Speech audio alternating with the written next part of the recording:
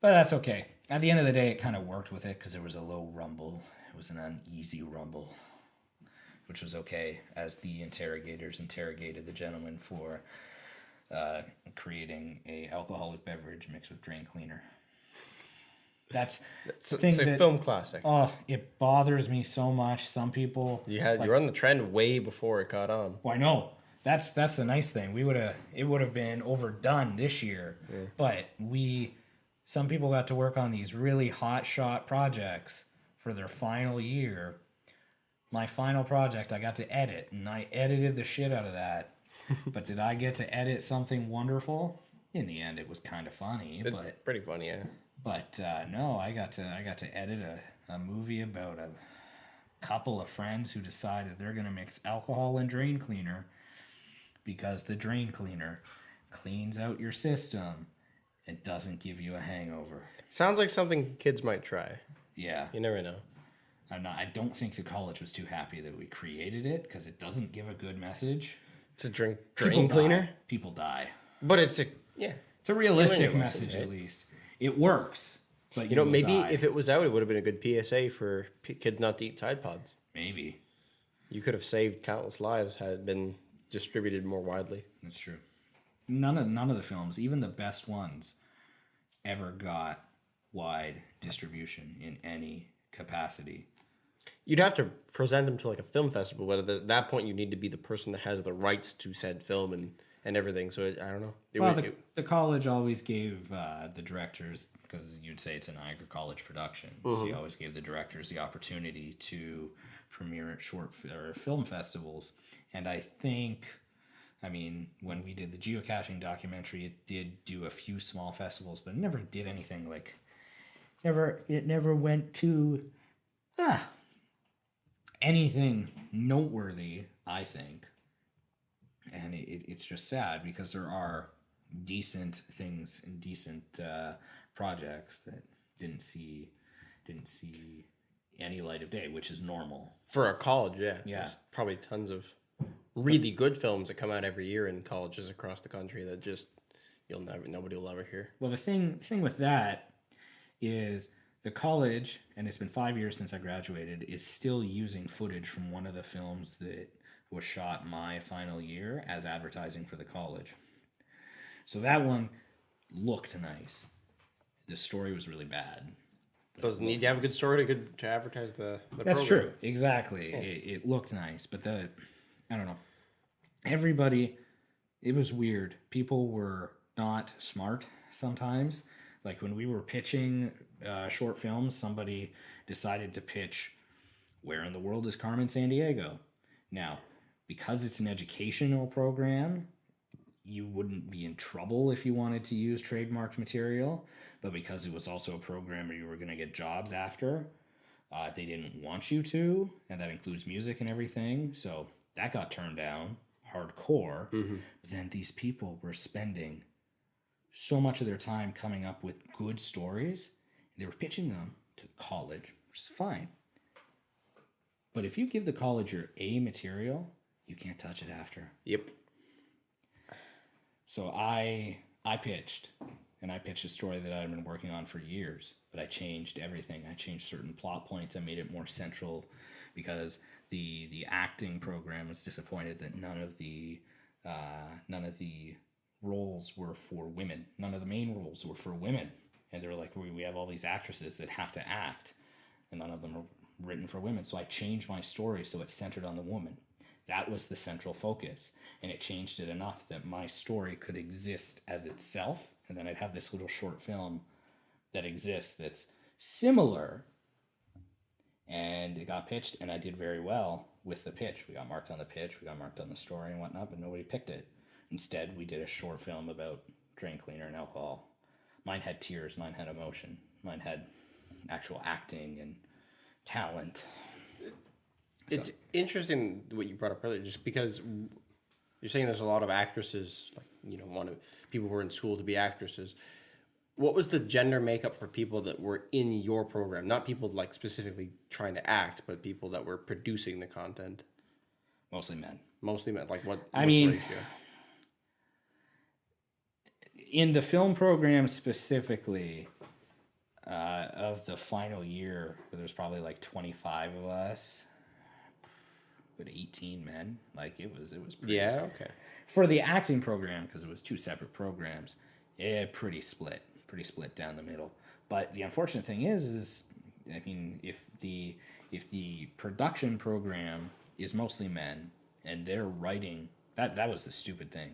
You have a college. There's a lot of stupid things. There needs to be more of an integrated process where people in a writing program would be writing for you. Because most of the time, people who write scripts don't direct, and most of the time, can't say that. There are people who do it all, but yeah. A good chunk of the time, directors are brought on later. So if you had writers write the scripts, the directors choose, and then the actors, that would at least make it a little bit more real. But if the Plus, I bet the writing program, like most college and university programs, is probably predominantly female to begin with. So there might be more of a female-oriented, more female leads and things like that. And because it was a college course, yes, there was also, there was hands-on stuff. I don't understand why we were the ones building the sets. It could be really integrated. You'd think set design would be like a class that you take. It was and wasn't. It was integrated into a lot of elements, like you would learn about lighting, and lighting sets is very important because you would need to take a set like this room and light it so it looked like, I mean, this room has really bad lighting, but you would need to make it look that lighting comes from that light and that light. Yeah. But you would also have to do it in such a way that you can see us both without making it seem like where the hell are the lights coming from. Yeah. And that's a hard thing. If you watch like Hollywood movies, especially when people wear glasses, a lot of times glasses still really give it away. Yeah. You'd be like, there's a giant light right there. I know for even like the dramatic arts program at Brock University, they would make the students do trigonometric equations to figure out exactly where lights would be in the room and just different optics. That was the only math we really had to do in school. Yeah. I mean, there's a proper way of doing it, and then there's the artistic way of doing it. You have to learn how to do it properly, and then if you want to get artistic with your lighting, you can. Yeah, it's always neat. Film noir stuff is always kind of cool to light out a curtain and have the light streaks along people's faces and stuff like that. But we never did anything like that in school. Only works in black and white too, and I loved shooting black and white film, but I didn't love it as much as I would now. Because it's a bit more of a rarity now. Well, it's a bit more of a rarity now, and I understand the look that you can achieve with it. The look you can achieve now, whereas back then it was just like, why the hell can't we use sound? The funny thing, and I'm referencing a specific person I'm friends with on Facebook, when I think of this, when people discover the look you can achieve with film, especially in photography, people will go out and take pictures that would otherwise be so boring, there's nothing to them, they're not good photos, but perhaps they get it in their head that because of the way that the film grain looks or something about it, they think this is a great photo. And I don't. Maybe I was guilty of it too. Although I keep going back to my film stuff, I'm like, wow, I kind of like the way I shot on film better than I did some of the digital stuff at the time. But it's just funny how people can take that look and that aesthetic and just run and only have that to stand on. Well, and you can be damn sure that they stand on it too. Yeah. You like this? This was shot on film. Yeah, but it would only happen now. Like back when that was the only option, people didn't, they couldn't have stood on that kind of thing. But now it's like, I'm going to shoot this artsy thing on 8mm film and it's going to be great just because it's 8mm film. I'll just shoot a picture of some lady's hand on a subway and it's art. It's art, yeah. I did some photocopies for somebody today who had photos with a copyright release, which was amazing, from 1965. Wow. Came with a form, which could have been forged for all I know, but it said... It's a good idea. If you're trying to get your photos that have, say, do not copy or distribute, at least forge. If it looks legit, I can't say anything. That's true. But it had the photography company's stamp on the back. So I Googled it. Mm-hmm. A wedding photography company in St. Catharines that operated from 1929 to 1970. Wow. I know. 41 years of operation through a big time. That would have been badass. I was thinking about it today. If we could travel through time go back to the 70s with the camera equipment we have nowadays and say, I made this. Well, if they started that soon, you'd think that they'd probably be using, if it was 35 millimeter, they'd be using Leica cameras. And if it was, you know, your 4x5, your 8x10, I guess there's a bit more diversity in that. I don't even know what wedding photos would look like back then. Would it just be like a couple stills maybe from an 8x10 and, you know, the couple standing together? Well, this one was a wallet size photo. Really? It wasn't a wedding photo. It was just like an ID photo. But that could have been, it was probably later, seeing as the customer brought it in. It was the 70s. Yeah.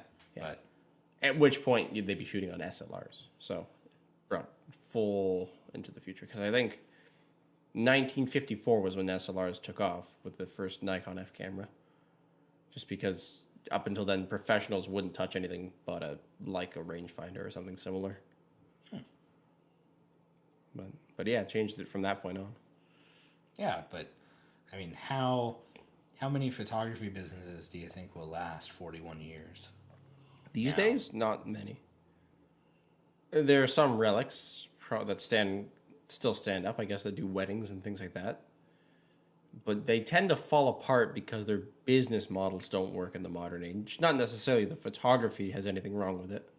Unless you've been around for so long and you're like, there's a photographer in Tilsonburg, and you would think, even with research nowadays, you'd bring in other photographers. He's an old guy, still operates. He is the go-to person in Tilsonburg.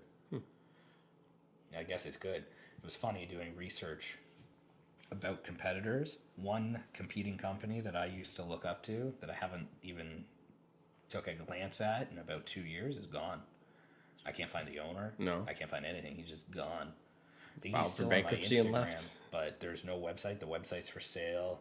The professional Facebook page is gone. He doesn't have a Facebook page. His Instagram account is basically inactive. And he's just disappeared. So they do come and go really quickly. Especially if you build in a lot of overhead and things like that, and it just stops working at some point. There's a again in Tilsonburg. I pass it, and I'm always amazed by it. There's a photography company in Tilsonburg that started with a storefront. Like one day it was like, I have a store that's available for rent. Open up a photography studio. Start with that type of overhead, even in Tilsonburg. The photos aren't that good. No. The Facebook page is horrendous. I'll send you the link later, but I can't remember the name of it. But all she does now is like green screen cosplay stuff. She has a Cosplayers will pay a lot of money. Yeah, for those kind of photos. But I've seen really good cosplay stuff. Yeah, that's most of the people who do it are really good in the post production side of things. This one isn't. No, this one's like a green screen. The only thing she has going for her is she has a model, and I guess it only works for Walking Dead stuff, who looks a lot like one of the villains from Walking Dead. I guess if you want to act out something in The Walking Dead. Yeah, he's your man. Your man. He does, but other than that... I kind of like... I'm going to Anime North later this year, and I kind of like the way you can do it there, because people who are all, let's say they pick the same anime, they're all from the same... They'll meet up and they'll go do photo shoots together and things like that. That's neat. Then you have the full set, basically. They have the full cast. And I'd like to do photography like that, but... It'd be neat if you could bring a photography studio there with a 25-foot by 10-foot cyclorama green screen. Get the cast in, get them act out, and then be able to... I mean, you could... Nobody goes that far, so that would be a big step up. But you need space to put it. You would need space. Yeah. But if you offered it, and you were like, we can put you in your scene. If they would let you use the parking lot or something, that'd be pretty cool. Because there's always empty spots way at the back behind the convention center. Yeah. That's an interesting idea. I'd love to do something like that. It's already taken over by swarms of photographers everywhere. So you'd have to do something different if you wanted to make a... And I think if I was to do that, exclusivity would be my game, because people just overload themselves and they promise that, you'll get your photos in 6 months. 6 months goes by nothing, and, because they just have thousands of photos over their head, and they got to put in so much work, even the people who are really good at it. So, you say, okay, I'll do... Did you see the 25. prices last year? Are they expensive? See prices? Yeah. They're photography. Well, yeah, I know, but when you think of all the post work, like people think that... They're priced appropriately. I think I'd be confident asking the amounts that I see most people asking. Like, if you're getting a ton of stuff done in the background and you get a photo shoot with, I don't know, you're going to deliver 10 photos, yeah, people are asking $600 Okay. or more. I was thinking, I don't know if Tila mentioned it once or twice, but I was thinking there might be the occasional like geeky guy who just wants to take pictures of like good looking women in tight clothing. I'm sure people do that too. Yeah. That's why. Although she says there's a lot of photographers there that just don't do anything else because they won't do weddings because there's too much pressure. I don't understand that really. I don't. It keeps you awake when you're doing weddings. Maybe it's just my personality, but I was never really intimidated by it. I've never had equipment just fail on me out of nowhere, and even if I did, I have backup stuff now. I mean, I'm back when I started doing weddings. I didn't, but then again, I also worked with you guys, so I'm not the worst thing in the world. If you take care of the equipment and you know, it's good. And it's a horrible thing to think, but if you didn't have a backup, I guarantee somebody's at a wedding with a DSLR. Yeah, that would be an awkward moment having to ask for that, but you're like, hey, listen, I write you a check for $200. Yeah. Shut up. Yeah. Just let me do it. Here's the check. Let's go for it. It would probably work. I almost want to try it as an experiment now that you mention it. Just see some guy, I don't know, with a nice 5D Mark III or whatever, be like, look, my equipment's not working. Can I rent yours? No, I'm an artist. Yeah. Well, Tila was doing a wedding where the guy asked if she wanted to use his lenses. It's almost like a sexual way. I feel like as a man, I wouldn't have that question asked of me. Do you want to use my lenses? Yeah. They're nice and big. You know, but if somebody had the nice Nikkor lenses that did way better than what I have, that was before she knew what she was doing. So she just said no. That was her second wedding. She's shooting on like the T3 or something. At that point I had the 60D, so it was T2i. T2i. Stick a nice lens on that, you get great photos. Oh yeah, but she was still kind of learning, and I wasn't beside her to talk her off or to like talk above her, so she didn't know what she was talking about or anything. Yeah. He was a douche though. You'd think starting to offer lenses. Well, he was kind of condescending to begin with. He was mad because we undercut because the bride and groom wanted us there for 18 hours. Yeah. He quoted them a price that was like 6 times more expensive than what we charged, which, to be fair, his price was fair. But now that we're doing this, now that it's fair, we don't even do 18 hours anymore. So if we did, he'd charge kind of what I would charge. I still might be a little bit lower, but then it's awkward because he was doing the photos, so he knew we undercut, and then he knew how much we undercut. So then there's all that. He was funny, but if you're a wedding photographer and you go home with one of the bridesmaids, that's ballsy. That's pretty ballsy, yeah. And I do not recommend him personally. And then also, he ate all the lobster. Yes, this guy. Okay. So, he is a questionable, expensive photographer, and his father built the business, not him. Wow. I did do some research. His photographer was in business a lot longer than he was, so... He's not in business anymore? Oh, he is in business. Oh, okay. But his father built the business. I don't know. On the side note of that, it's really nice when there's a midnight buffet or something with lobster and crab. There's nothing wrong with taking some of it. Oh, it's so good. The second last wedding we shot, there was a midnight buffet with pizza. It was at Stone Mill Inn. Good pizza. Very good pizza. Mm-hmm. I took a slice. And for the first time in a long time, I heard somebody say, "Why is the videographer taking a slice of pizza?" I'm like, do you not see me wearing a Steadicam sweating buckets? The bride was talking to me, laughing, having pizza. Mm-hmm. And as she was having pizza, I recorded her drunkenly enjoying herself with her friends and pizza. Yeah. I was still doing my job while enjoying a nice slice of pizza. It's definitely one of those jobs where... I mean, if you're doing your job, you have to eat at some point during the day. This is a long thing. And for us, it's in the contract. It's something that, they are fully aware that we're going to do. We need a plate if there's going to be dinner and all that. So it's not unreasonable. There's a bride and groom this year who jokingly said, like, what's the least amount of food we can feed you? And they were joking about it, and I get it. It is an extra. It's expensive for a plate, yeah. So I'm like, well, if you give us don't give us tuna sandwiches. No. If you want to give us a vendor meal, that's fine, but just don't give us tuna sandwiches. We were marked as vendors at that same wedding. Like, our table marker said vendor, and we're like, oh god.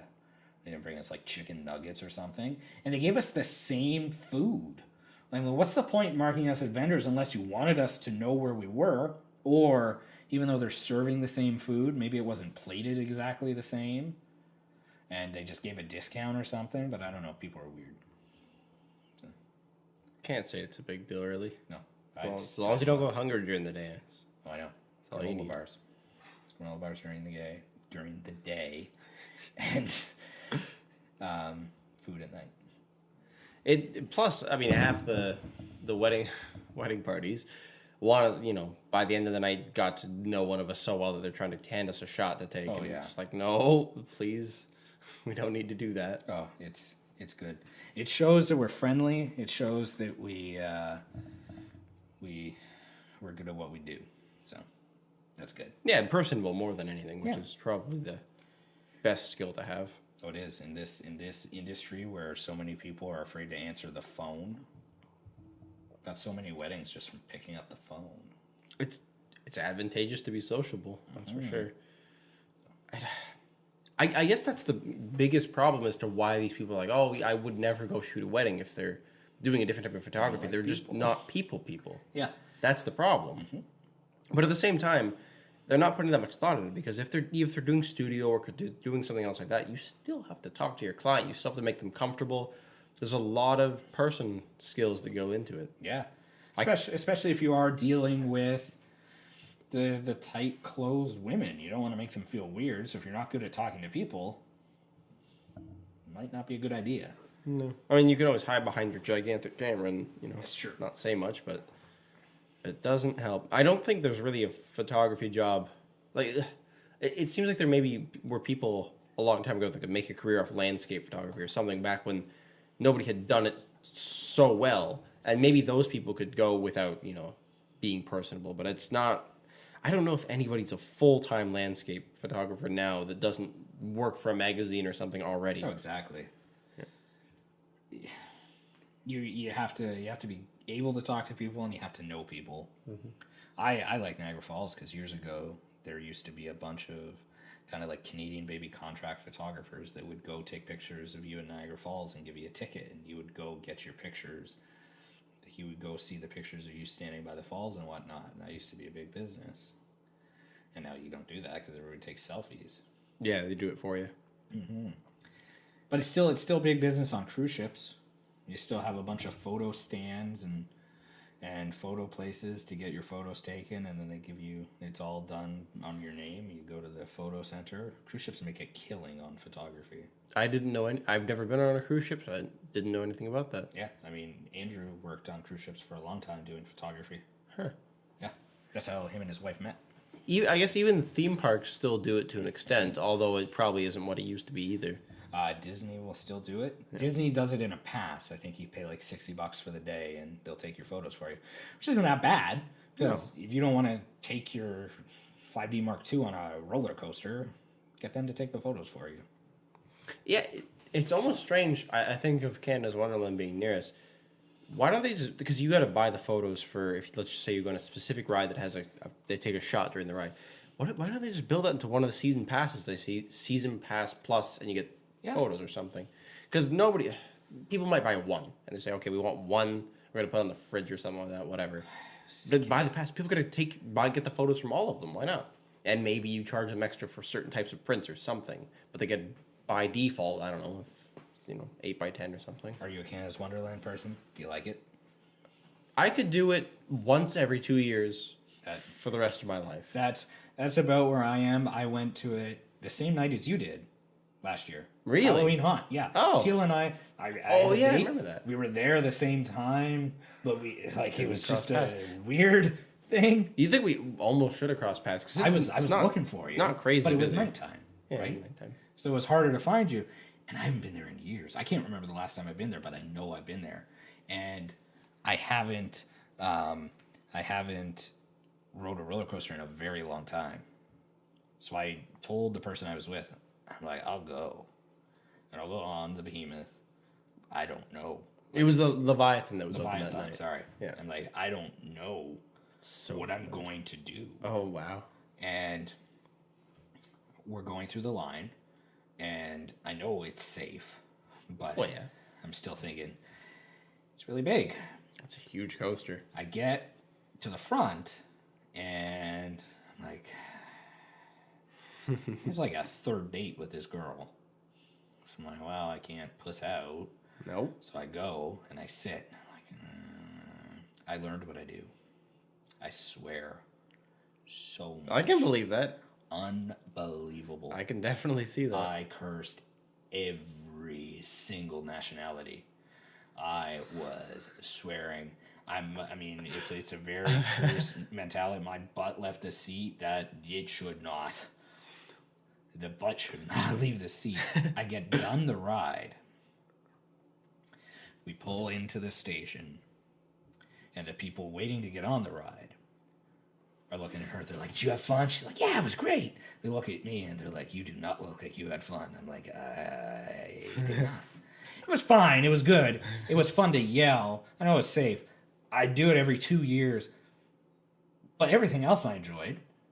I liked the haunted theme things. That was kind of neat. I was thinking it was going to be scarier. Nah, it's not over the top. There's a lot of places, even Niagara Falls, that do it a little bit better. I haven't been to one of the haunted houses in Niagara Falls for so long. Should do. Nightmares is my favorite. When's the last time you've been there? We should do it. Nightmares like 3-4 years ago. We should do it. I haven't been in so long. They change it up sometimes. So like the main gimmick of Nightmares is that it's pitch black. You've done it before, no? Okay, this one. So a lot of the houses, you walk through, it's like a museum. There's like grotesque stuff all over the place. Nightmares, you walk in, pitch black, and the idea is there's red lights above the doors, so that's what you follow, and then you'll bump into weird things. You'll have to crawl. Maybe they'll do the thing where they push the air into the inflatable wall, so it kind of gets tight. You gotta worm your way through, and there's certain things that will pop out, but not in the way you would expect it to. Not monster stuff, like more psychological. Some monsters, but also they change it up all the time. So it wasn't there the last time. But the first time I went through, when I was in grade school, they had a thing where it's pitch black, but all of a sudden the headlights of a car pop on, and it's about 8 feet away, and they have it rush forward and hit a wall or something. Very loud, very realistic feeling, and the horns on at the same time as the headlights come on. You think you're gonna get nailed by a car. Yeah, that's the neat thing. You don't need to have monsters to really screw somebody. But it's so good. It's so good because the whole thing is in the dark. You don't see almost anything the entire time. Or you'll walk into I still don't know how they do it because it's pitch black. But you walk into what it feels like you walk into a room that's like kind of a circle because you're feeling away. That's the only way you can tell what's going on. And you see the red light and you get close and it goes out and you're like, what the fuck? You go try to reach. There's just a wall there and there's a red light and it goes up. It goes around and you don't know where the exit is and you can't feel it, and then at some point it opens up and you can leave. It plays with you. Neat. But it's different all the time, so I'm sure it'll be nothing like that when we go. Neat. Now I want to go. There's a few things I want to do, some odd things, because you kind of touch base on the fact that we're personable. So if with Niagara Falls, it's always hard to shoot anything there, but Justin came up with an idea, and I'd be willing to sacrifice my life for this video. Okay. Because it will kill me. Better be a good video. It will kill me. Every so often he goes to St. Louis Wings, the place. Decent. And he's like, one day, you, me, Eric, and Tila, and whoever else wants to come and be on video should go and order the hottest wings that they have. Ooh. I don't feel like they'd be that bad. I feel like they would. I don't feel like they'd be that bad for you and Tila, but I don't know. Like, when you go, Tila says she likes spice, but she doesn't go for the hottest. She does a lot of the time. Shit. I don't like spice I'll do it for the daringness of it or whatever, but I don't enjoy it. She, for whatever reason, doesn't care. Well, then we should do it, because I will do it, but I will die. I'd be willing to make a video like that. Okay, then let's do it. We'll get some podcasts, get some TSLRs. The owner is really cool. Yeah. So we could do it. Which St. Louis is this? It's the one on 4th. in St. Catharines. I know the owner's cool because he lets that magician do magic there, so he's kind of into like helping people. So if we say, "Hey, we're at St. Louis," get a nice little like drone shot of that one. Just be like, "Hey, we're doing this. It's gonna be kind of neat." That way, you post a video, gets people kind of into going getting to know you. They're pretty good. I've gone there. Last time I went there was just for the all you can eat boneless wings. Ooh. It's good. It's not the same as regular wings, No, for it's sure. not. Because it's kind of just chicken nuggets, breast. it's chicken too breast. like we didn't. Teal and I did not bother to eat as much as we would if we were to go for all you can eat wings. Typically, like I think, and they're much bigger too. So it's kind of you only get through maybe 20 of them and you're done. At Taps near here, they have I don't know what it is 20-cent wing nights or something. But you can me and her will go there for like to get 60 wings, drinks. And come out like less than $24 in. Oh, yeah. It's not bad at all. Oh, that's good. But just kind of a neat thing. That way, we're doing stuff, we're creating stuff. It's fun, it's entertaining. It could kill us, so it's good. I keep having thoughts pretty much daily about I'm just going to do something simple or whatever. And then I get to think, wait a minute. I should record this and make a video. And it happens to me every day. But I never record anything because I always find some kind of flaw with it. Like, well, I don't have anybody to operate the camera, and I need somebody for this specific thing I'm going to do. I think we talked about it drunk last week. I think we did. Did we? I can't remember, but I feel like we did. The audience will remember better than we did. Yeah. But I know somebody who started a vlog series, and it's like a mom vlog. It'd be so funny if we were talking. We did mention that, we yeah. did. And yes, I get it. She has time because she does it while kids are asleep. She does it while her kids are at school. But she's doing it. She's slowly, very slowly building a following. I don't necessarily agree with the fact that she goes right for the affiliate stuff, but that's just me. That sounds so good on the microphone. But, 3 videos a week. She's been doing it for a month now. Just doing it is enough to... That's a start. That's why doing this is episode 9. It is? It doesn't feel like it's been that long. No. And then episode 10 is next week at some point because it's Easter. It'll be a special one. 11 will be in Nashville. Yeah. 12 is in Florida. 13 is going to suck because we're not in Nashville or Florida. We'll have a good tan, hopefully. We will. Yeah. I'm going to get my pre-summer tan because, well... I don't know what if you find this too, but the only reason I know is I was framing houses all last summer. About I would say 2 months into summer, I guess after June or something, I was at about peak tan. And no matter what I did, no matter how many days I worked with my shirt off, I could not tan more. It got as dark as I could physically get. I never sunburned after that, which was nice. Oh, that's good. I think your skin gets used to it. Well, yeah, and it keeps taking in the UV radiation, which is not good for it, but I tried to get more tan. I don't know. My tans, I don't spend enough. I mean, this summer is going to be different because last summer I was still doing baby photos, so I don't know. And this summer I've got like a female companion. Maybe I'll be outside more. Maybe. Based on the way that Justin and I are talking, we're going to be golfing more. Hell, I want to golf. As we've said, I will make it a hobby. Let's do it. We're gonna keep talking about this over and over to the audience. I'm getting my set of golf clubs on Easter weekend, and I'm gonna try to go to the driving range once with Justin before we go to Florida. Melissa keeps saying there's a golf course close to us in Florida. I'm like, I don't want my first time on a golf course to be on a nice one in Florida. It's not my first time, but I also don't know what the price would be. Probably not unreasonable. It's a touristy area, so they might jack it up a bit. And I don't want to bring my golf clubs to Florida, so I'll have to rent we have them. room. We have a van. Well, yes, I know. Lots Thankfully, we have a van. Update that's more of a personal side of my life. I crashed my car, so I'm buying a van now. At 10 kilometers, like at a slow stoplight? crash. Like, what happened? You don't know the story, so I guess I might as well You tell didn't tell me. You were just like, I'm going to show I you haven't even something. told my insurance company Is yet. it good? I'm waiting. No, it's not good. Oh my God, what happened? Okay, so there is an intersection, Black Forest Corners. You know where that is? Okay. Yep. It's 7 a.m. The sun's coming up, which plays into a little bit, not from my angle, but whatever. And I approach the corner. I got to make a turn towards the Allendale Bridge. This is very local. And I'm making a right-hand turn. So there's a truck in front of me. It's making the same turn. We have a red light. So he stops at the red light on the line like you're supposed to. And he looks around, sees that it's safe, I guess, and goes. So I'm like, okay. I come up to the same spot, where you're supposed to stop, look. It looks pretty safe. Look forward. He's moving through. He's pretty much gone. I move up. I look again, and then bang. I look forward or whatever, and I see my hood just crumple. And I'm like, oh, God. I guess what happened is because the sun was right down at the end of the road, he, after checking, just like I did, was unsure. So he checked again, but he just happened to stop. Pretty much, he had moved past the crosswalk and was almost into the next road. It's a really big intersection.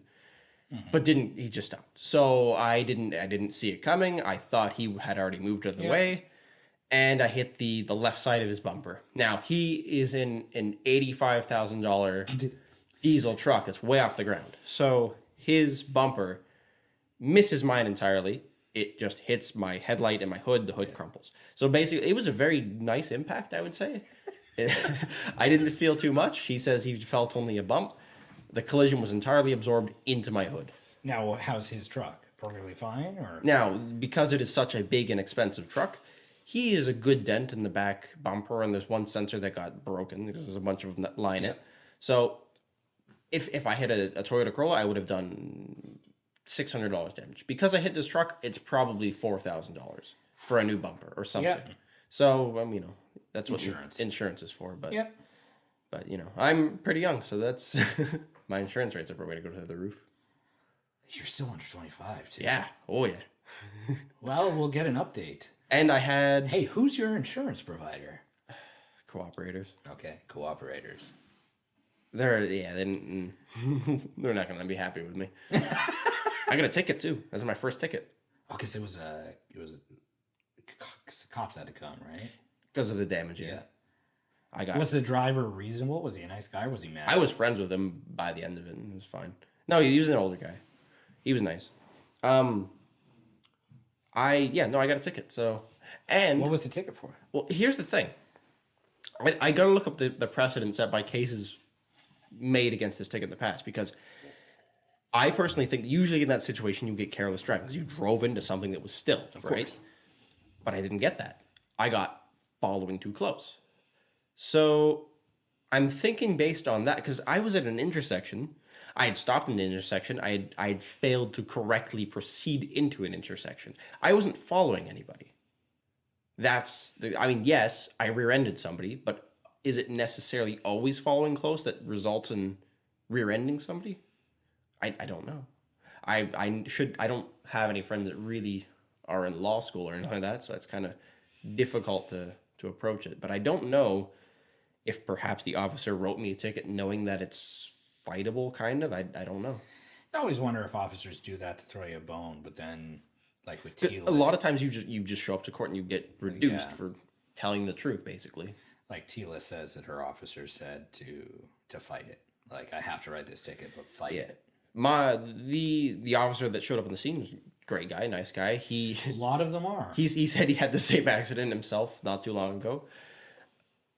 Nothing to worry about. So I think if I have to go to court about it, then we'll see. But I don't know.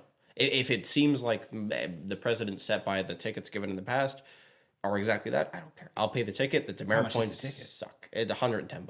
Okay. So I don't care about the money. It's 3 demerit points though, which I don't have any, so it's not going to hurt me that bad. But my insurance company is not going to like it. No, it will not. Mm-hmm. That sucks. It's weird too because as soon as somebody when did it happen? When did it happen? Yeah. That was last week. No. Yeah, but on I saw you. Sunday or Thursday? Okay, no, so Friday. I don't know. So 2 days ago. Okay. Yeah, not long ago. This is a way I can branch off to something different. I can't remember. The channel Sexplanations, oddly enough, hosted by Lindsay Doe. She brings up a case related to something sex related, but I don't care about that part, where she talks about somebody Okay, I guess I can. It wasn't sex related, actually. What Anyway, a segue. she was talking about how to proceed in certain situations, like what you should do, and she brings up this example where this wife of I guess I think she had a husband that went off to war or something, and she gets a knock on the door one day, and it's somebody from the military holding the flag and telling her that her husband had died, and she just invites him in for tea. Without crying, without saying a word about it, and the person at the door is like confused. They're like, "Ma'am, your husband died or whatever." And he asked her like why she's doing that, and she's like, "Well, I was always taught to just proceed as I would if nothing was wrong. Basically, just to go about the day in the structured order that I already have, instead of worrying about things that I can't change, kind of thing." So yeah, that's mostly why I didn't even tell Tila until later in the day, just because I was like, well, there's nothing I can do about it, so I'm just gonna go about my daily routine and not really care about it right now. It kind of postpones anything you have to worry about until later. Yeah. It's kind of nice. That's a hard thing to learn. I'm trying to learn that thing. Like, I mean, I know, and people need to learn this, that really, at the end of the day, everything, for the most part, is almost out of your control. Like, you can control very little in life. You could be dead tomorrow. So any plans that you have. I planned on getting my car to 400,000 kilometers, and I did not make it. I missed by about 50,000. So stuff like that is gone. Yeah. And you have no control over that, and you can proceed in a way to get pissed, and I'm sure, I mean, I've got pissed over really stupid things that you don't have control over. Just small things. But once you realize that there's, as I said, very little that you can do, you do kind of just have to like roll with the punches. It's driving is one of those things too where it is annoying because it seems difficult in this position, at least. Like, what could I have done different? Because I know there's people that speed, get into accidents. There's people who drive recklessly, they get into accidents. This collision happened at 10 kilometers an hour, and it happened because I wasn't looking where I needed to be at the exact moment that I did. But I've done that perfectly well every other time that I've been in my car. So it's... Well, you think even at 10 kilometers, if you're looking this way and that way, how quickly somebody can stop in front of you, right? They clearly got on the brakes and stopped, and it was enough time for me to crumple my bumper. Yeah, so I don't think there's anything you could have done differently based on what I know. Yeah. It's just... I'm sure it'd be cool to have dash cam footage of it, because then dash cam footage is always unforgiving in that it looks blatantly obvious when you look at something for an accident. Like, I see so many videos of people getting into crazy ones. Although, it's scary when you see... I saw a video today where they were pretty close to the back of a truck, maybe 20 feet away on the highway. And you're just watching, and then the truck just veers off to the left in the other lane, and the car, stop. Done. And there's no way any human could react to that. You can't swerve to the left. You don't know what's there. You can't make the same decision that the truck driver did. Yeah. There's nothing you can do. Yesterday, driving back to St. Catharines, on the highway, I'm in the rightmost lane, and we're just about to come past a off-ramp.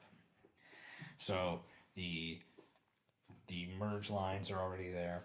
We're just driving past, and a vehicle goes up beside us, no turn signal, proceeds to go in front of us, which again you see all the time. Yeah. But then slows down so she can get into the off ramp. And I mean, you may ride with me enough to know that I do not use my horn that often. No. Oh boy. I slammed on the brakes. I did. I went right. She went left. She stopped on the highway, so there was no incident. And then she followed after me. But stuff like that, like, it is so unbelievable how uncontrollable something like that is. You're a good driver. Tila's a good driver. I'm a good driver. That's fine. That's great. But it's not us. And yes, you could argue that we could still be the cause of somebody else's demise, but it's just so... you're so reliant on other people not being stupid. Absolutely. And that could have killed 2 people right there. 3. But it's miraculous how often it goes right, considering we're driving these big metal vehicles around. Pretty much every occasion that I go for a drive, it goes without incident. Yeah. If it's a long trip, you see some person on the highway that's doing something they shouldn't be usually, but for the most part, it goes perfectly well. Mm-hmm. Should be great when there's self-driving cars and stuff, I imagine. I mean, that's the thing. I don't know. Kind of not worried about driving to Florida. That's fine. Done that distance before. Yeah. Different type of mentality with police cruisers down there, though, and policing. And some states are really heavy on the traffic laws. And I'm not exactly one to be in a car if Tila's going the equivalent of $1.40 down when she shouldn't be. Mm-hmm. We should stay within a reasonable amount of the limit. We're not working. Sure. It's a leisurely thing. Which is fine. I mean, the van that we're taking has cruise control. It has whatever. You just, set it. We're going to get there in plenty decent time. There's no, I mean, we were doing it in PEI, and I get it. She was the one driving at that point, and it was late. And, I mean, we had a hotel to get to. She was kind of racing to get to the hotel to sleep. There is a different mentality about the Trans-Canada Highway in certain parts of Canada. You see truck drivers doing like 180 kilometers an hour. It's crazy. I know that. And she said that after that she did it, and that doesn't bother me because it's after the fact. We didn't get caught. No. But I'm not going to get pulled over by a state trooper. No. That will not be happy. Not be that Canadian. No. Interesting. Well, pretty much all minivans actually have a surprisingly amount of power. I don't know how quick this one is. I haven't driven it very much, but it's pretty much just as quick as my Impala was. Well, that'll be neat. Yeah. Where do you think we're going to film the Nashville podcast? We have to do the Florida one on the beach. You can't go to a place called Panama City Beach without doing it on the beach. No, it'd be great. I'm not doing it in a hotel room. Hell no. But where are we going to do it in Nashville? Do we do it in the hotel, or do we do it at... I told... Because Melissa do it on a patio at a bar. You can do that. Well, I was just going to say, Melissa wants to go to a bar. Yeah. And if she tells me the name of the bar, I could try to contact ahead and say, hey... we're podcasters are coming. We want to go to this bar. If you have a patio area, can we shoot our podcast at the bar? Yeah. Or like on the patio, just to see what they say. Because it's a pretty well-known bar, apparently. It'd be worth a shot. Mm-hmm. We might get some people trying to join in from the other people in the patio. It'd be neat. It's a little bit different. Not too many people get to travel on episode 11.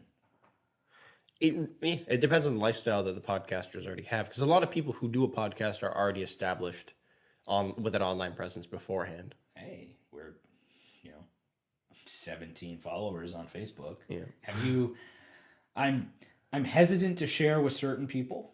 I haven't shared at all yet. Well, here's the problem. I think the only people who would click on it are like my grandmother and some aunts probably, and those aren't necessarily who this is for. You don't think any of your friends would listen? I don't know. I should mention it to a couple friends and see what happens. I'm waiting. I haven't invited him. But Kevin Murphy, if you're listening to this now, I don't know when you're going to hear it, but welcome. I apologize about episode 1, but welcome. Just enjoy. But yeah, it's interesting. I have a friend who listens. He's like, you need to talk, because I told him he'd probably like it because we do talk about college sometimes and stuff like that. So it's a little bit of reminiscing from there. But I don't know. You should probably just share it to some. I share every episode knowing that my dad won't listen for 2 hours. No, there's an attention span thing, and there's also a lot of older people, I think, don't use their computers in that specific way. So a lot of them are at desktop computers or like a laptop or something. Yeah. I know that's how a lot of my family members use it. Justin says he never has to listen because he has to hear it 12 times as I'm editing. So he knows what's going on. Yeah. Melissa's listened for 5 minutes and says, I just don't listen to podcasts. Teal has forced her way through. Every week we get better. Mm-hmm. Last week. How long do you think it'll be before we get past being self-referential about our podcast? I don't know. Because you never see any big podcasters do it, really. Yeah, but you've never I don't know if there was ever a time when Joe Rogan had 17 followers on There wasn't. Facebook. Exactly. Yeah. So it exists and it was automatically successful. You don't get the grind of growing. No. Whereas, I mean, I try to share, people like it and whatnot, but the views prove that people may like it and they may listen for a few minutes and they may not catch it. So there's something that can be done. I think just doing it like this, eventually you're going to say something, or there's going to be something that is said or stories that will connect. Or just be really controversial and get us posted on BuzzFeed how we're like that's racist misogynists or something. Yeah. I mean, without being goofy about it, like saying that women used to tend the fields while men filmed the podcast is pretty jokey. We can't be that edgy compared to a lot of the other people out there that are pretty small. Well, yeah, but I think the other thing that we should eventually do, because it's not necessarily about, and again, this is self-referential, so Teal is going to hate this, but it's like talk about it less.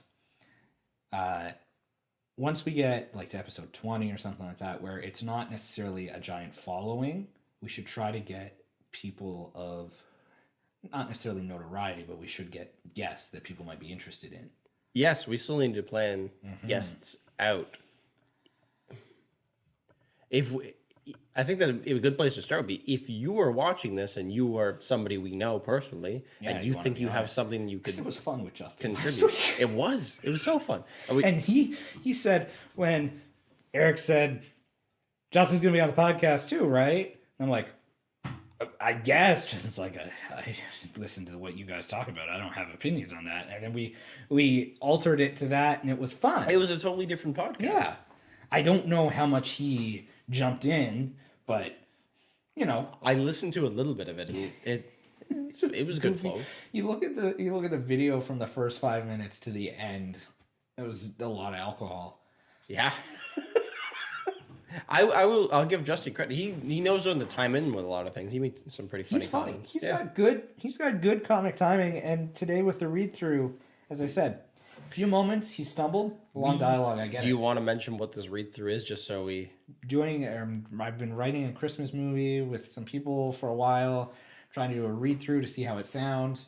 Did about half of it today. Stumbled a little bit clunky here and there, but we're working through it. But Justin, for some of it, killed it. Yeah, like he has some acting experience. Yeah, it's almost like he went to school for it. I hope he could kill some of it at least.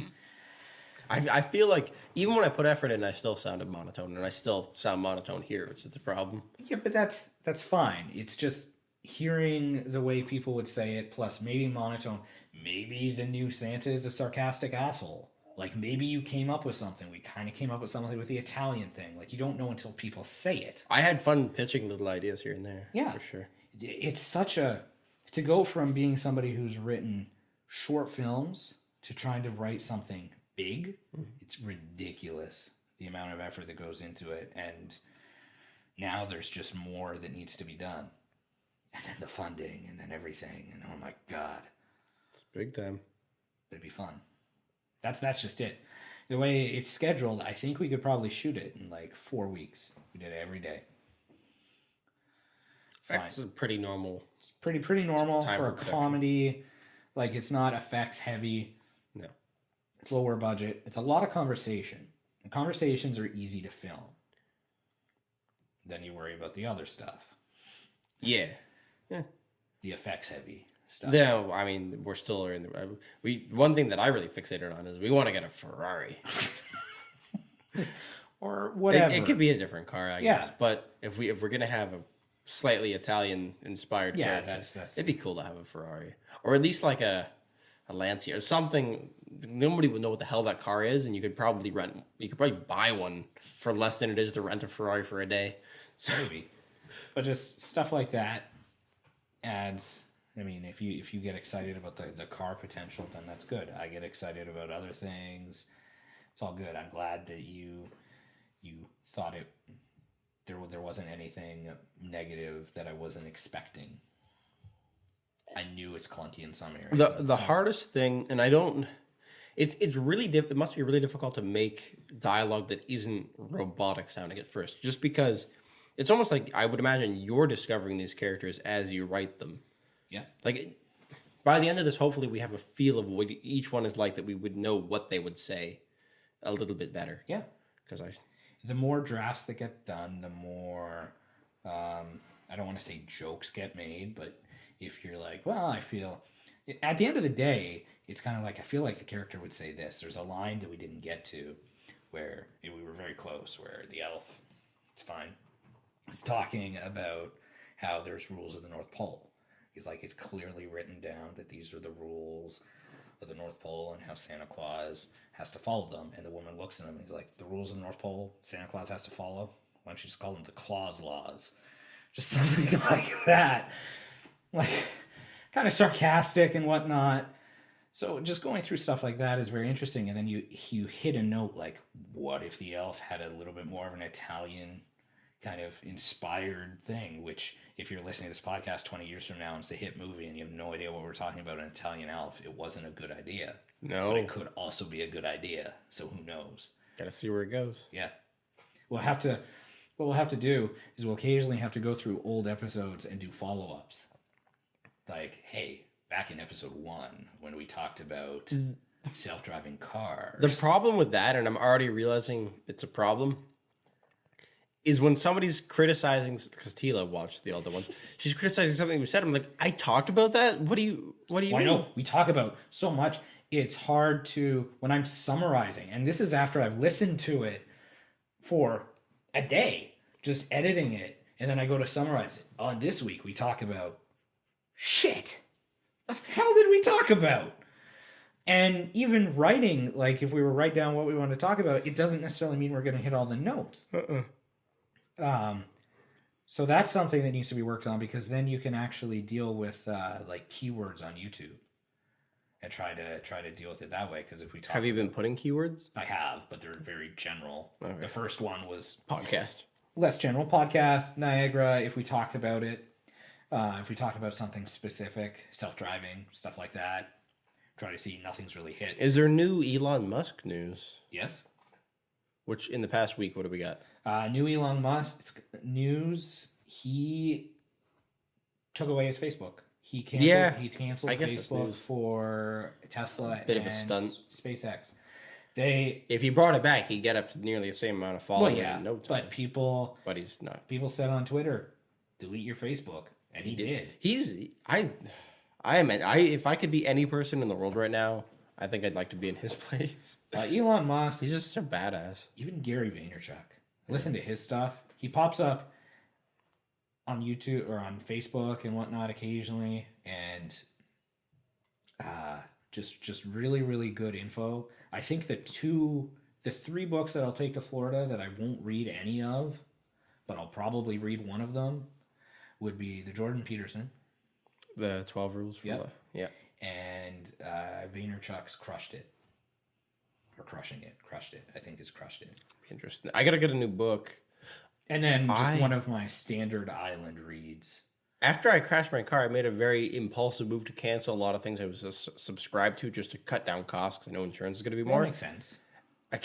I was going to cancel Audible, but I think they make it so difficult because you can't do it from the app. You have to do it from the desktop site. And if you go to the website... $10 a month? $14.99. It should be $10 a month. Yeah. I know it's a good thing, but that's... I love Audible, but... $15 a month adds up. It does. I used to pay that much for Photoshop and Lightroom. Mm-hmm. I made money from Photoshop and Lightroom. I don't make money. You can't make money off Audible. No, I mean, I guess if you read a lot, you get good ideas from something. But that's more if you're a business person, a book reviewer. Yeah, or no, but even just a business person, if you get ideas or inspiration from that. It's not as good. Get a library card. Here's the problem. I've bought one book in the past, I don't know, a couple months. It was like a history based book. I read the first 30 pages, and it's so tough because Audible's this thing that I can just it's on my phone. Let me listen to it while I drive to work or while I'm on break or whatever. A book, it's like I have to designate. Okay, this hour of the day, I'm going to sit down in an armchair with a light on, and I'm going to read this book. Which is a very romanticized thing, an idea of living life. You don't really do that. No, that's why I don't read my books. But you jumped my point. Yeah. I continuously forget and lose my library card, so I need to go get another one. Libraries now have their own apps, and they're government-funded apps. So if you get a library card from, say, the Niagara Falls Library, Okay. you can log in to the app with your library card and have a selection. Not necessarily as good as Audible, but for free, you can have a selection to professionally read audiobooks. Okay, why the hell did I didn't hear about this before? I don't know. That's I amazing. listened to my first full read through of The Wolf of Wall Street was because of that. Awesome book, unabridged, great book. Because of that, I listened to a autobiography of Betty White, of Billy Crystal, some sales books, some Zig Ziglar stuff. It is a good thing, and it's free. Shout out to federally funded libraries. Publicly funded libraries. That's it's the way to try it out. How would a library take a rental agreement, a signed rental agreement as a suitable piece of ID to get a library card? Because I tend not to update any of my information when I go to move to, because I move to a different city like every 8 months kind of thing. Sure, it's a good thing. You want to advertise. I don't care. It's the law. I know. But technically, I still have mail delivered. I still have an address that's fixed. That is on my identification. That is truthfully where I can live. I have a room there. I have everything I need. At your parents' place? Yes. Okay. But So you don't get mail here? some of it I do. It's a mix and match. Okay. Here's the thing. If I'm probably going to have a house not too long from now, then it's worth it. Yeah. Then it's worth it. But if you're renting a different place sporadically, like I've lived in some places as short as but a while months. ago, this is the first full year where you haven't been a student. When you're a student, you shouldn't change your address. True. I'm still in the student mentality, unfortunately, I guess. No, that's fine then. We'll just freaking get Tila to do it. And you just need her login. That's true. She could get a library card and just take that. Yeah. She was using my Audible up until this point. There you go. Can you do that? Can you have multiple people use your Audible? Yes. Well, it's your Amazon account. No. Yeah. The one thing I was worried about is when you have Audible on your phone, it'll save where you are in a book. If somebody else tries to start that book, I was worried that something would happen, but she was able to do it, and it kept my progress saved. So I don't know. Yeah. So it knows that there's multiple users. It does. I don't know. Yeah, I don't know if there's a rule against that or something, but it works. It's probably like Netflix and whatnot. There's a certain amount of people that can use it. Like Netflix has the 6 or 5 or the family screen account, and then I'm sure Audible has that too. Because I mean, if the dad of the family has an Amazon account, that negates the mom from needing it traditionally. And then the kids, so at least a 3-person thing, I would think.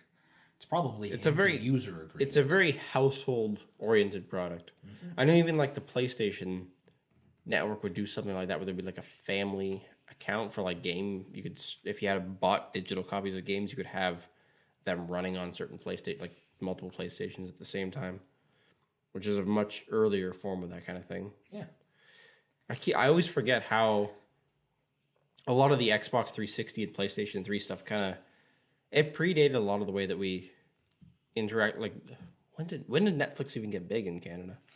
Well, that's a kind of a double-ended question, because Netflix has been in Canada since basically the inception, but it sucked. It was a separate version that was garbage. It was just Canadian content and shit.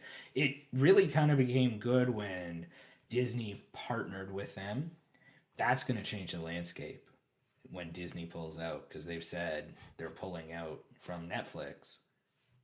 As of when? I think it's the end of the calendar year of 2018. But here's the catch. They pull out of Netflix. That means that all the Marvel movies on Netflix are gone. They just bought Fox. Well, just being months ago. Disney bought Fox. Yeah. That should change the content of Fox a lot. Yeah. Oh my God. You missed that? Yes. Billions and billions of dollars spent. They bought Fox. Not the TV side, the film side. Okay, maybe not so big of a deal then. It's still a big deal. Yeah. No, it It is. is. It's 100% a big deal. You could think of how that iconic Fox title screen. It's gonna be changed. Well, no, it's still going to exist. It will still exist in the way that Marvel still has their title screen, that Lucasfilm still has their title screen and whatnot.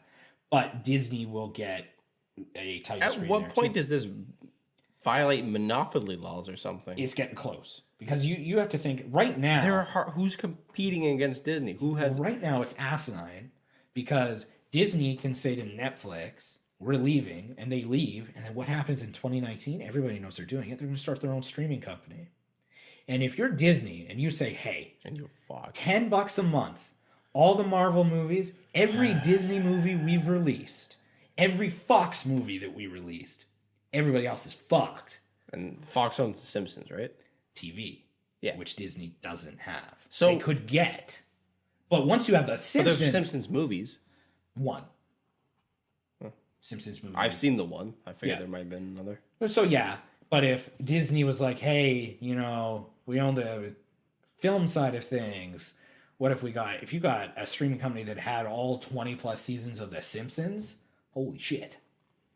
Like, it's insane." Disney, talk about monopoly, they're at the point where they don't have a choice. They released Black Panther. Mm-hmm. Good movie. Pretty good movie. Still don't think 1.2 billion good, but good movie. It was hyped up really well. That's great. A few weeks later, it's obvious Disney didn't expect it to do as well as it did, which is a good thing. You want a movie to overperform. Because it took away from its own. It took away from Wrinkle in Time. Yeah. So now Disney is kind of cannibalizing itself in a different way. So unfortunately, the Walt Disney Company is going to technically take a hit because that was Disney Presents A Wrinkle in Time. But the Walt Disney Company benefits from Black Panther making $1.2 billion. And they're going to do it again. They're going to compete, like Solo's coming out, the Han Solo movie, and that'll compete with like the Avengers hype and whatnot. So at this point, it's just like it's still being released.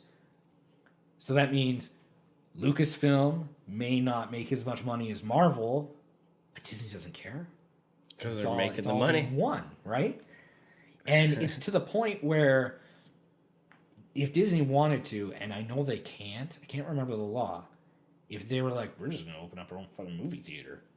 Think about the content that they do release under their multiple names. Yeah, I do know what you're talking about. Where you can't be the person who makes the content and then distributes it in a certain way or something. You can make and distribute, but you can't be the distribute. You can't be the you can. I don't know exactly how it is. I don't know the specifics of the rule, but I know I've heard of a similar thing. But that's insane. Yeah, and I can't remember when it happened. This is something I should probably just do a fact check of. Do a quick little fact check. As a side note, I'm kind of thinking of also. I don't know how much when Chevrolet. Well, I guess when GM was making Chevrolet, Buick, Saturn, all these different Pontiac, all these different companies, and they just have the same cars rebranded with different badges. I wonder how much they ate into their own sales and how much, if that went away after the financial crisis, just because they killed off Saturn, they killed off Pontiac. It's strange because nowadays it's more segmented. I think Cadillac makes entirely different cars than the rest of GM, and the Chevys are nothing like the GMC lineup. It's all very separate now. I wonder if that's the lesson that they learned. It's possible because you could see Disney. I could see Disney doing the same thing where they stop, maybe they try to keep things a bit more separate. I mean, they're operating as a company, as a parent company. They let their individual companies operate. The guy in charge of Marvel has to talk to his boss at Disney, but he's still calling the shots at Marvel, but still a Disney thing. So here's the article from Variety.com, December 14th, 2017. So you've missed about 4 months of news. Okay. 3 months. The Walt Disney Company has set a $52.4 billion all-stock deal to acquire 20th Century Fox and other entertainment and sports assets from Rupert Murdoch's empire. The deal between Disney and 21st Century Fox marks an iconic union of Hollywood heavyweights and a bid by Disney to bolster its core TV and film businesses against an onslaught of new competitors in the content area. Key elements of the transaction unveiled Thursday morning. The deal values 21st Century Fox assets in the transaction at $66.1 billion, including a $13.7 billion in 21st Century Fox debt, or at $28 a share. The enterprise value of the deal is $69 billion. CEO of Disney, Bob Iger, extended his contract with the company for another 2 years through the end of 2021 in order to oversee the integration of the assets. 20th Century and 21st Century Fox shareholders will receive 0.27% of Disney shares for each Fox share held, giving Fox shareholders about 25% of Disney. Wow. 21st Century Fox will spin off Fox Broadcasting Company, Fox Sports, Fox News, Fox Television stations, and a handful of other assets into a new company that will have revenue of $10 billion and earnings of about $2.8 billion. The 20th Century Fox lot in Century City will also remain the spin-off Fox company.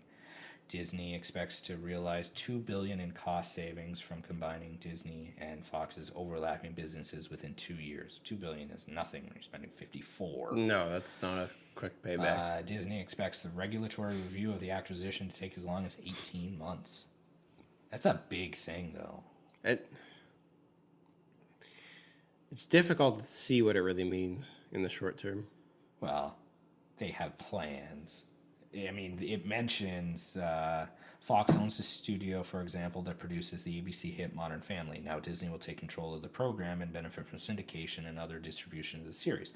The 20th Century Fox studio also has the right to make movies for Marvel characters like X-Men, the result of deals struck before Disney purchased Marvel in 2009.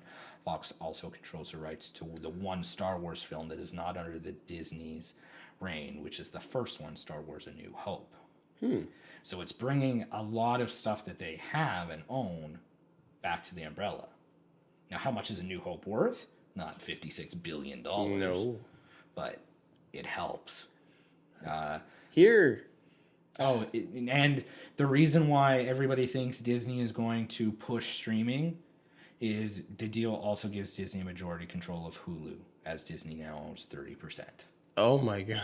So they've it's not as I wonder what they'll do. There's kind of we know what they're going to do. What's going to happen. Now there's implications for this, just because. Well, it's almost pointless to even argue with this now. But I think a long time ago, people were saying, "Oh, Disney, if you were to, I don't know, do anything on YouTube that had something to do with the Disney movie, like you showed part of a trailer, you would get content ID'd very quickly." And Disney was very, very strict about any copyright infringement whatsoever. Now I think we're past that because it's already shit on YouTube and everything's pretty much brought to fruition as to how bad it could be.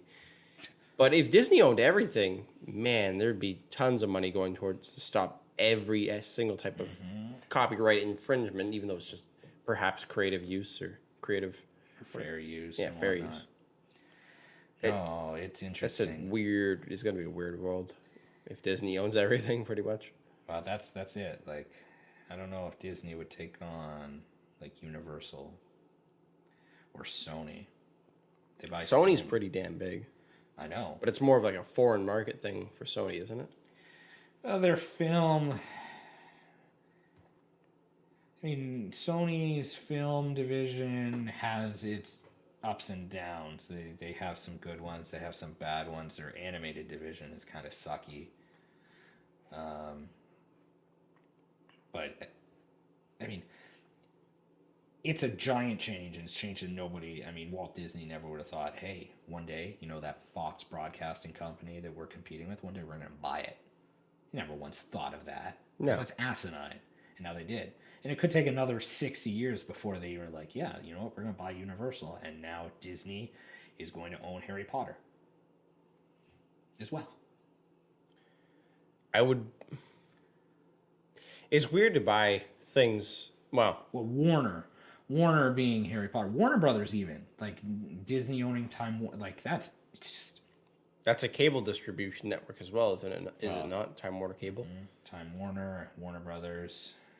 So they could basically buy that, kill the cable side of it if they want, and go full digital, not waste money maintaining that infrastructure. It's the other thing that's weird with Netflix now, is they've went to the old school way of doing TV.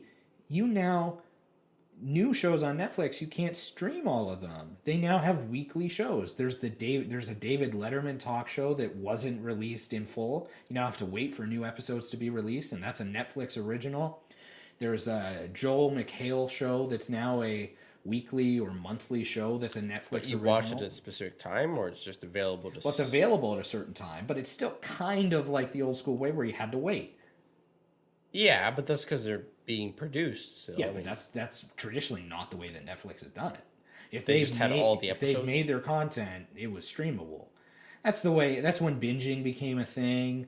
So House of Cards available from wasn't day that one. mostly stuff... Well, every episode was day one? Yes, Really? the Netflix original shows. Once they realized that binging was a thing, it was available from day one. That's interesting. I was entirely oblivious just because I rarely ever use Netflix myself. Yeah. Their originals like The Unbreakable Kimmy Schmidt, available from day one. Ozark, available from day one. And then now you have shows that aren't available from day one. It's nice and it's better than TV because if you miss it, It's streamable. it's there. Yeah. But the fact that they're now saying, hey, episode 2 is released this date, don't miss it. I wonder if there's any benefits to building anticipation and all that. Well, the David Letterman show, his first interview was with friggin' Barack Obama. Pretty big. It was pretty big. Wasn't as interesting as I thought. Yeah, actually, politically, Barack Obama has been very, at least publicly, silent about what he thinks. I wonder if you have to be. I guess, like past presidents... I doubt it. He was very vocal against Trump to begin with because he was rallying support still for the Democratic nominee, which Hillary Clinton. But afterwards, not so much. I don't know. I don't know. I haven't heard much about him. He's just kind of doing his thing, and Living the retired life. that's an insane thing because he's still young. Is he? Was he like 50? He'd be around there. He was a young president, Yeah. and his kids. He should actually be good to move now because his youngest kid were the reason why they stayed in Washington because they wanted to be finishing school, and I think it's either this year or next year that they'll both be done high school. Move somewhere else. They moved like just down the street from the White House. I get. Well, it's the same school, so you Same can't be school. that far away. Yeah, it'd be so weird to be the daughter of a president. Yeah. Well, like it's also this weird thing where like you're always taught that that's the crowning. Like if you could achieve the most prestigious thing in your entire life, it would be the leader of the country, the president of the United States. Why? I don't have a good reason myself, but that's just the way. For popularity, Elon Musk is more popular. Than Barack Obama? I don't think so. I think so. Right now, at least. Right now, yeah. And but more people would probably know Barack Obama's name. You don't do it for a financial gain. You make $400,000 a year. No, it's probably an extremely Or if you're Trump, you make stressful... $1 per year. Well, yeah, because you don't need the money. But it's an extremely stressful job. Not CNN. 60 Minutes. 60 Minutes? 60 Minutes interview tonight. It's already happened. Like 4 weeks ago. Interview with Stormy Daniels. Oh, to watch it. The whole NDA. Yeah. Yeah. That'd be interesting. I don't know. I don't know if I want to listen to her for 60 minutes. Well, she's not a dumb porn star. Yeah. I just want to know because here's the problem, though. Well, and maybe there's new information to it too. But either you believe her side of things or you don't. It seems like there's evidence in her favor at this point. Well, the whole thing is Trump started to get really mad to the point where they sued for $20 million. Yes. Because she started saying, and I've got I've got like photos and texts that are detrimental to the president. Mm-hmm. Talk about a presidential dick It's pic. kind of like blackmail at this point. But What whatever. is? Yeah. But it would be interesting to see what would happen. It didn't change the tides because I wonder how the nation would react to revenge porn of Trump, because it'd be I don't want to see that, but man, that would be funny, because you'd have a lot of people that are progressive minded that are super against the idea of revenge porn, but it's Trump, and he's getting what he deserves, isn't he? Yeah. I don't know. I hope it doesn't get released. I hope we don't wake up one morning and they're like, this just in, presidential dick pic unveiled. The orange face matches the Johnson. It's so weird. Anything like this, it's true. His team kind of puts on a public face where he won't talk about it publicly, but something like this would have killed anybody else. Barack Obama has an affair with a porn star. Yeah. That would have been the end of that. When his wife just gave birth. Oh, yeah. That'd be insane. Mm-hmm. And then, like the Bob Mueller thing, that interviews kind of coming up. They should interview it in public. They should do it on TV. That'd be Trump wants to be on the highest rated show of all time. Broadcast the FBI interview with Donald Trump. I know there's secrecy laws against it, but that would be the highest rated. You're pretty amazing. When James Comey testified last year, bars were advertising it, and bars were packed with people sitting and watching. I didn't know that part. Yeah, in the States, yeah. I listen to a lot of, what is it, WBFO? It's an NPR station or whatever near us. So they keep me up to date on all that kind of stuff. But it'd be interesting to go to a bar and watch like a political interrogation. Yeah. I don't know, that the James Comey stuff was interesting. I do remember that, yeah. The questions that Bob Mueller allegedly wants to ask Trump seem like this investigation wasn't going exactly the way they'd hoped, because they're not necessarily they're indirectly related to Russia, but they're not like, why do you have offshore bank accounts here? Unless, I mean, it would make sense that they're not publicly saying what they want to get to, but like one of the questions are about like a statement Trump made on Air Force One about a meeting that one of his sons had with a Russian diplomat. So it's very vague Russia related questions, but it'd be interesting to see if they actually meet. Because these old lawyers are like, we don't want him to meet because he's going to say something that condemns He can't himself. hold his composure. Even when he does, I mean, people were. I definitely felt like when he addressed the nation after. Did you listen to the State of the Union? No. Wait, maybe. Where he talks about after the Florida shooting, right? No. Okay. State of the Union would be a yearly thing that the president gives. No. Oh, yeah, that was good too, actually. He did very well. He stuck to a script. When he sticks to a script, he can be a little bit more ominous than other presidents, and his vocabulary isn't as good. But when he sticks to a script, he sounds presidential. That's good. Somebody writing for him knows what they're doing. Yeah, but somebody wrote for Barack Obama, too. Yeah. So it's a job. Obama's jokes were pretty good. Well, no, I missed those. That is a different thing. That is the correspondence dinner that you're talking about. Trump didn't go. No, I'm not even talking about that. I'm talking about Obama in general. Oh, Obama was always funny. He had good jokes to crack. He's the reason why Trump's president. From that one correspondence dinner, Yep. it's like, I'll be one thing that you never will be. I'm president. Yeah. Cue the memes. Yeah. Pro-Trump memes. That's it. We're not at that point where anybody except Tila has called us out on stupid shit that we've said. But it'll get to the point. I think this is a good place to stop for the night. It's pretty late. It's been an hour and a half. That's That's pretty good. That is good. We always seem to do well. That's good.